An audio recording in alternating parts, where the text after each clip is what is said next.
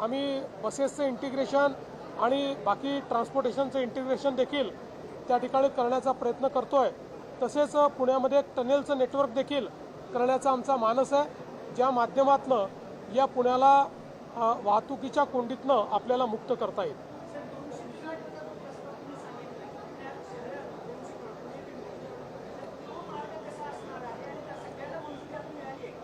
हे वेगवेगळे मार्ग आहेत। याच्यातले 55 किलोमीटरचं काम पूर्ण होत आहे, जवळपास 55 किलोमीटरचं काम सुरू आहे आणि 80 किलोमीटर हे प्लॅनिंगमध्ये आहे।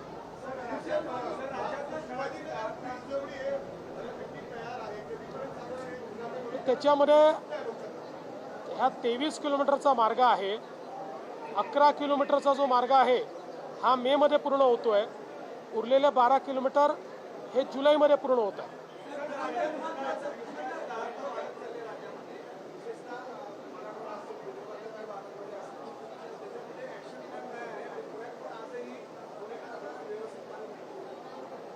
असं आहे की या संदर्भातला ॲक्शन प्लॅन हा मी ऑलरेडी बजेट मांडतानाच त्या ठिकाणी जाहीर केलेला आहे।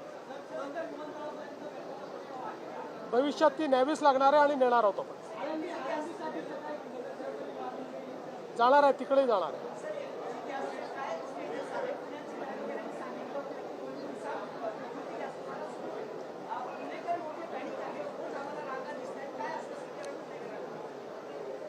मला असं वाटतं की कोणीही रांगा लावायची आवश्यकता नाही। वारंवार सांगितलं जात आहे की गॅसची कमतरता नाही। जाणीवपूर्वक राहुल गांधी आणि काँग्रेस पक्षाचे नेते या ठिकाणी लोकांमध्ये भीती तयार करतात आणि त्या भीतीपोटी लोक रांगा लावतात। कोणीही रांगा लावायची आवश्यकता नाही आहे। आवश्यक तेवढा गॅसचा पुरवठा आपल्याकडे आहे।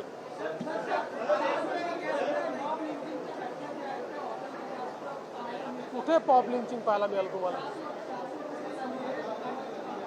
मी माहिती घेऊन बोलेन, माझ्याकडे माहिती नाही। काय काल बोललो त्याच्यावर सकाळीच।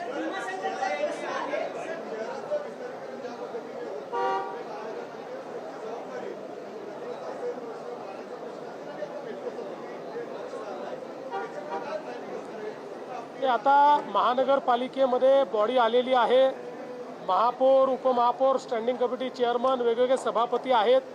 ते या संदर्भातलं उत्तम प्लॅनिंग करतील। त्यांना राज्य सरकारकडनं जी मदत पाहिजे ती सगळी मदत राज्य सरकार करेल।